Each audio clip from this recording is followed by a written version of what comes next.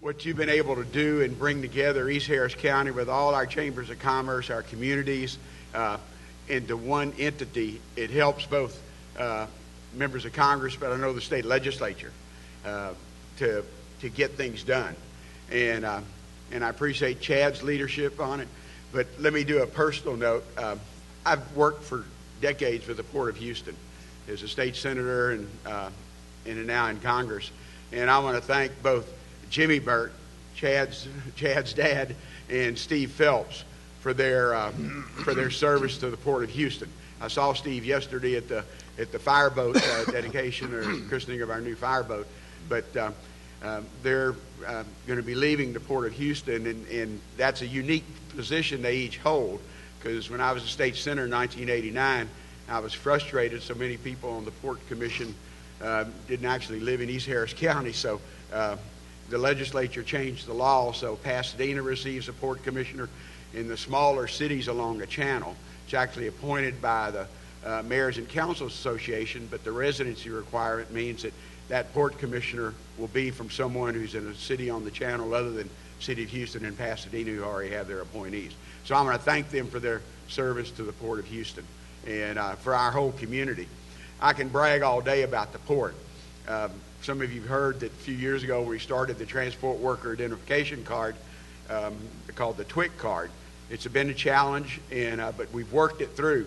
Lockheed, who had the contract for it, said that they thought they'd issue about 60,000 of those TWIC cards, as we call them, to people who work on the port. About 3 years ago, I checked with them, and there had been 260,000 TWIC cards, at least, issued to people who work on the Port of Houston. Now, whether it be dock workers, whether it be chemical plant, refineries, service companies, you name it, you take any economic number and multiply that 260,000 people who have to be in East Harris County every day, and they earn a living from it. You don't have to have a TWIC card to go to the San Jacinto Monument. So, but that's people who work here. And I know it's growing every day, because one of the successes we've had, and I'll move into energy, I do everything energy, upstream, downstream, midstream. If you talk about pipeline safety, Energy and Commerce Committee does that. Last Congress, one of the few bills we passed that was major was we reauthorized pipeline safety, because every 4 years we do that. Technology changes, thank goodness. They're safer, they're more efficient, and we need to make sure the law keeps up with the technology. Downstream, up until the redistricting, I represented all 5 refineries in East Harris County. Redistricting, I lost 2 of them. Congressman Steve Stockman actually has the area east of Beltway 8. So the Shell refinery and the Exxon and Mobile Chemical plant in Baytown are now in Congressman Stockman's district. But being on the committee, I work every day with our refining complex, and not only in this area but everywhere else. Upstream, I have a district that a lot of those companies are in our district. Halliburton's out near Intercontinental Airport. Baker Hughes is in East End and also out near Intercontinental Airport. So those upstream folks, service companies who are actually helping the success we have with what natural gas and liquids from Eagle Ford, and again, what's happening out in Midland, Odessa, it's amazing. It's never good to be unemployed, but if you're unemployed in our area right now, there's no reason why you shouldn't find a job. Our office for 10 years has done job fairs, and we do one in the spring in the east side, and we would do one in the fall out in the north side. And typically we'd have 20 or 25 employers. This last May at HCC Southeast, we had 50 employers at that job fair. We're doing one Monday out at the M.O. Campbell Center in the Aldine District. And I checked last week, and we have 40-plus employers in that area. So, and that's also energy related, along with transportation, because of Intercontinental Airport. So this is a good time to be looking for work in Houston if you are. Which brings up a challenge, and every one of you in the industry have said the same thing. We have a problem with having a workforce that can actually do the jobs of our expansion of our chemical industry to low-price natural gas, some of the success we're having. San Jack and Lee College historically have done that and done a great job. Houston Community College, I know some of you saw it in the paper over the weekend, they're announcing expansion to help with offshore drilling personnel. So we're going to have a lot of us in this area working together to make sure not only we have the success in economic development, but we can also make sure that the kids coming out of our high schools will be able to get that training to take those jobs, whether it be the refinery or chemical plant or offshore or anywhere else. I've had the opportunity to go all over the world and talk about energy. And the best thing I know is that whether I was on the North Slope in Alaska, in Point Barrow, or anywhere else, when I go to a rig somewhere, somebody sounds like me, either that or they're Cajun. And that's also, we not only produce the products here, but we also sell those skills, whether it be in Algeria, whether it be in South Asia, or anywhere else. So the Energy and Commerce Committee is important in our area, although we have some other challenges, and transportation's one of them, the Port of Houston. I'll close with this. We've always had dredging issues. Unlike some ports in our country, we're not a hard bottom port. As soon as we dredge it, we silt up. All those bios come in and silt it up. So we almost have to have a dredge full time at the Port of Houston, and I know the port's talking about doing that on their own instead of working through the Corps of Engineers, who has some funding challenges. The one hope we have now is Congress has Water Resources Development Act. It's another one of those laws that we reauthorize every few years. In the 90s, we got permission under the Water Resources Act to go to 45 foot up to the Beltway Bridge. What we're trying to do now is stabilize the funding source. And typically what we do is we beg for money for the Corps of Engineers to the Port of Houston. We need about $70 million a year just for maintenance dredging. We end up getting about $30 million a year. This year we may get $1 million more, which is great, but we still need a lot more. The Port of Houston generates $120 million every year for harbor maintenance fees. That money goes into the general treasury of the United States. Unlike our gas taxes that go to public transportation or highways, the harbor maintenance fee goes in the general fund. There's an effort in the Transportation Committee to devote that money mainly to the Corps of Engineers, which would be a win for us because now it's general budget. And our executive director of the port told me when he was a colonel of the Corps of Engineers in our area, the Corps budget nationally was about $4.5 billion 10 years ago, and today it's still about $4.5 billion. So we have a lot of challenges, but I'd like to see at least half of the money we generate come back to help the Port of Houston. The committee may not be smiling on that, but if they put it in the Corps of Engineers, we'll fight it out with other ports. But we need to get it to the Corps because the Corps is the one who actually does those projects. And so whether you're a plant on the channel or you're a plant near the channel, the Port of Houston's so viable, and we need to make sure, and I know our delegation supports that, whether you're Republican or Democrat. So again, thank the Economic Alliance for what you do in bringing us all together in East Harris County. And I'm proud to be a member of Congress in this area. We have a hard-working district, and we're even working harder now because of some success we're having. So thank you.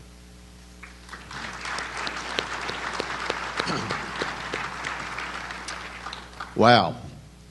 Thank you all for being here, and I appreciate it, Chad and the Economic Alliance, for the chance to speak.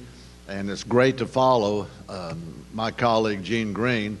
We get asked, as you know, to speak at a lot of different places. And I will tell you that recently I followed a speaker who was so bad that they booed him throughout my entire talk. Some of y'all will catch that on the way home. Freshman Congressman, of course, I served in the Texas legislature, was on the Environmental Reg Committee, understand how important the industry is to our area. Hector, it's good to see you here today. Hector with the Chemical Council. And before I get long-winded, how many of y'all here, show of hands, are chemically dependent? Come on now. Come on. The chemical industry here, we already heard how many jobs and what a great boon it is for our economy. We've been working hard. Some of you heard that August was recess for Congress.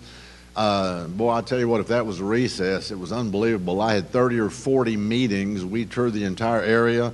I actually spoke to what's called GICA, Gulf Intracoastal Canal Association, at their annual convention in New Orleans. We went over to the Sabine. I have 5 ports in District 14, more than any other member in Congress. 5 ports in my area, in my district. So we went over to the Sabine Pass. By helicopter, we toured the entire waterway up and down the 43 miles from the Gulf to Beaumont, Port of Beaumont. We toured a chemical plant over there called Arkema. We toured Golden Pass LNG terminals. We spoke to the Beaumont Chamber of Commerce over there with Dr. Ray Perryman. Some of y'all will recognize him as a premier. Now that's scary, Karen, to get on a panel with Dr. Ray Perryman. Let me tell you, he's so skilled in economics. I'm still trying to balance my checkbook, and he's skilled in economics, unbelievable.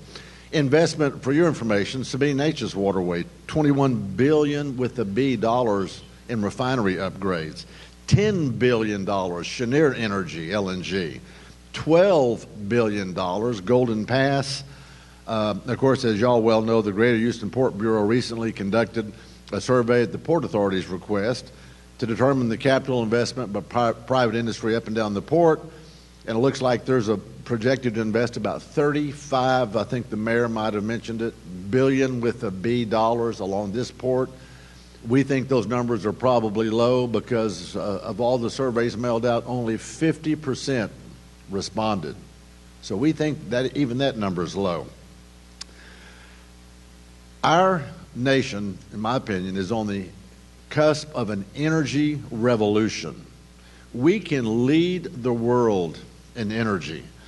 Believe it or not, experts, and you probably know this, I'm telling Noah about the flood here. Experts predict that the United States of America will overtake Russia as the world's largest producer of natural gas, and we will even overtake Saudi Arabia as the world's largest producer of oil in just a very few short years. Fracking is an unbelievable technological and energy boom for this country. How many of y'all have heard of fracking? Okay, I'm just making sure y'all are still alive. Texas produces as much oil as the next 4 states combined. Now let that sink in. Texas produces as much oil as the next 4 states combined. The entire United States produces about 7 million barrels per day of oil, and we here in Texas produce 2 million of those barrels a day. We should be darn proud to be in Texas. This is the happening place. I'm gonna be politically incorrect for a minute, and I'm gonna talk about the president. He should be approving the Keystone Pipeline. The Keystone Pipeline will, and by the way, it terminates in my district, Phyllis, in Port Arthur, Texas. It will bring 830,000 barrels of oil a day, which is about 40% of what we import from the Middle East. And let me be further politically incorrect. I would rather buy oil from nations that like us as opposed to those over in the Middle East that hate us. How about y'all? You bet. Great article by Mary Lyman, director of the National Association of Public Traded Partnerships, in fuelfix.com 2 days ago. Anybody read that article? Listen to this. I'm going to quote her. The title of the article, by the way, is "The Infrastructure Supporting America's Energy Renaissance Begins in Texas." Here's what she says. While many states throughout the nation struggle to make ends meet, surrounded by economic uncertainty, Texas is booming. Robust investment in the energy industry, from deep water drilling to above ground production and everything in between, has allowed the state to succeed despite an inconsistent United States economy. None of this is news to those living in the Lone Star State, she writes.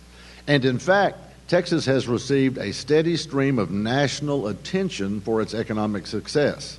However, it is worth noting that a key reason for such outstanding growth has been the investment in and the development of our nation's extensive energy infrastructure.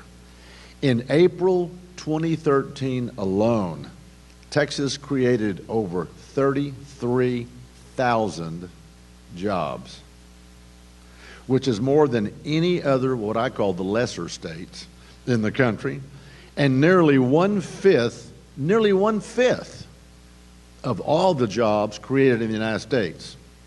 Finally, she says that growth was despite a federal payroll tax increase, spending cuts by the U.S. government, and an overall slowdown in the global marketplace.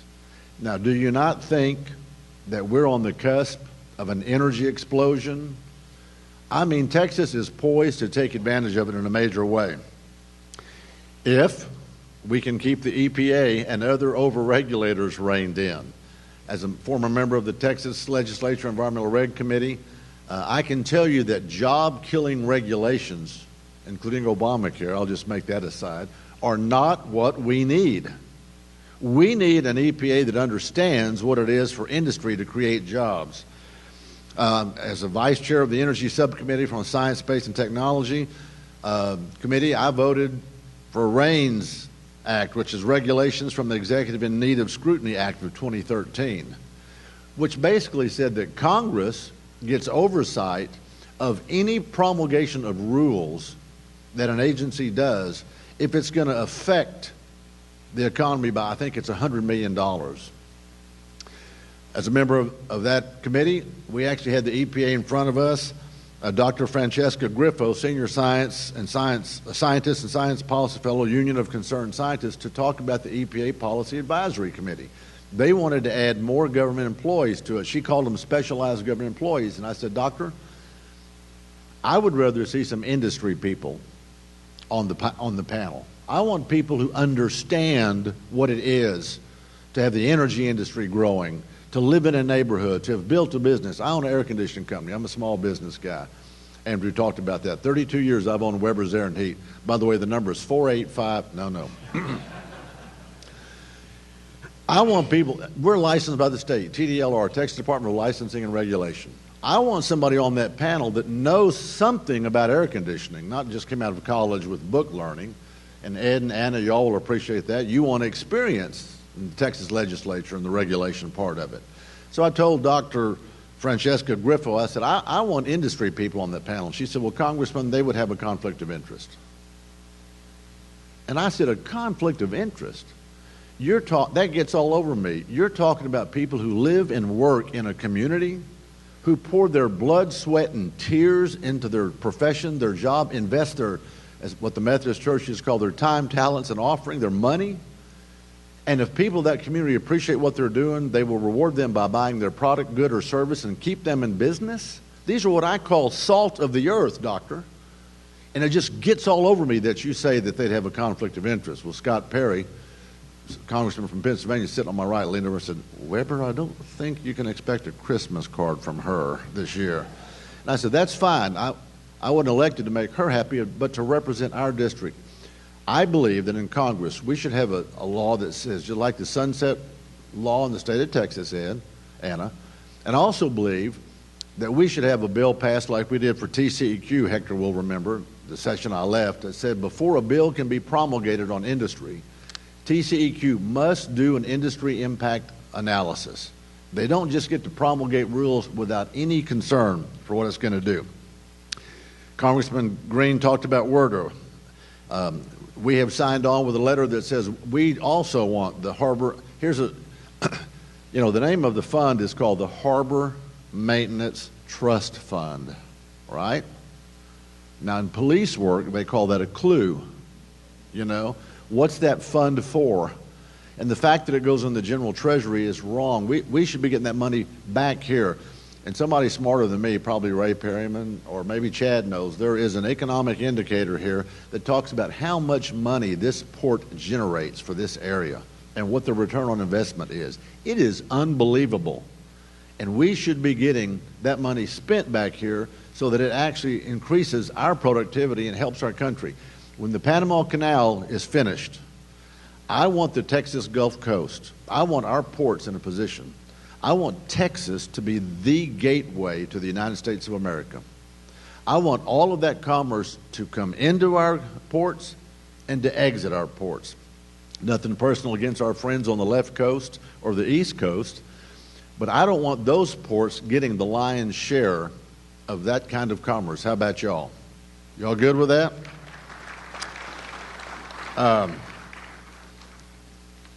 I talked to the president personally. I told him we wanted the Keystone Pipeline. It comes into my district. He said, Randy, they're just going to export that oil overseas. And I said, well, Mr. President, with all due respect, to which company would you say you don't want exporting their product overseas? Would you tell Nike? Would you tell Apple? Would you tell Toyota? And Leonard, my chief of staff, said, you should have said Ford. Okay, Ford.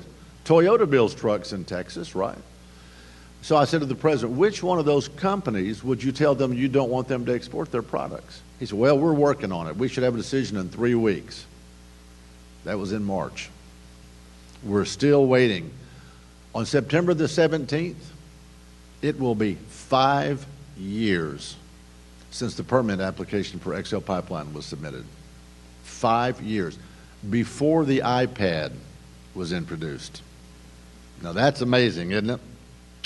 I do hope, like my colleague here, Gene Green, that we get the word of bill out, we get it voted through. I do hope that we get money in the Harbor Maintenance Trust Fund committed to what it's supposed to be used for. We are working on that. And just one more, I'll make one more final comment. When we go back into session on the 12th, the 12th, I fully well intend to work for the defunding of Obamacare. Thanks again to Chad Burke and the Alliance for having me here. Y'all been great. Appreciate that.